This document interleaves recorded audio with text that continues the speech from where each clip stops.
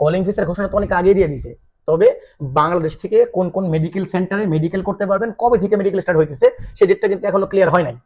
Date তো অনেকবারই দিল, মালয়েশিয়া সকাল সন্ধ্যা কথা পাল্টা। এখানে আমার আপনার কিছু করার নাই। কলিং ভিসা চালু হইলে আমার লাভও নাই লসও নাই। লাভ নাই কারণে আমি একদম ব্যবসা করি না। কলিং ভিসা না খুললে মালয়েশিয়াতে যারা অবৈধভাবে বসবাস করতেছে তাদেরকে যদি বৈধ হওয়ার সুযোগ দেয়, সেই ক্ষেত্রে আমি মনে করি ব্যক্তিগতভাবে এটা সবচেয়ে ভালো। তবে বাংলাদেশে যে পরিমাণে বেকারত্বের হার বাড়তেছে সেদিকে তাকাইলেও একজন বাংলাদেশি হিসেবে কলিং ভিসা চালু হওয়া খুবই জরুরি।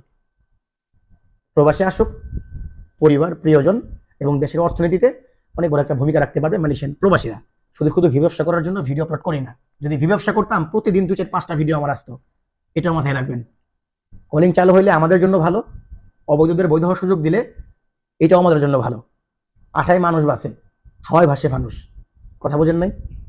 বুঝলে বুঝ পাতা, না বুঝলে সরিষার পাতা। যারা আমার হেটার্স আছেন, যারা আমার নিয়ে সমালোচনা করেন, টোল করেন, আমি মালয়েশিয়ার অমুক হয়ে গেছি তমুক হয়ে গেছি, কলিং ভিসা অমুক দিন খুলবে তমুক দিন খুলবে, এই পেঁচাল বাদ দেন ওই পেঁচাল বাদ দেন, ভাই আমার ভিডিও যদি আপনার ভালো না লাগে আপনি দেখেন না, স্ক্রল করেন, আরো অনেক কন্টেন্ট আছে সেগুলো দেখেন।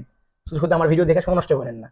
কেউ রাগ করেন না, যারা আমার ভালোবাসা মানুষ আছে, যারা আমার কথা বিশ্বাস করে, একটা নিউজ প্রপারলি আসার পরেও যারা আমার মুখ থেকে শুনতে চায়, কেবলমাত্র তাদের জন্যই ভিডিওগুলো মেক করা। যারা আমার ভালোবাসা মানুষ আছেন আপনাদের জন্য ভালোবাসা অবিরাম। ভালো থাকবেন সবাই। আসসালামু আলাইকুম।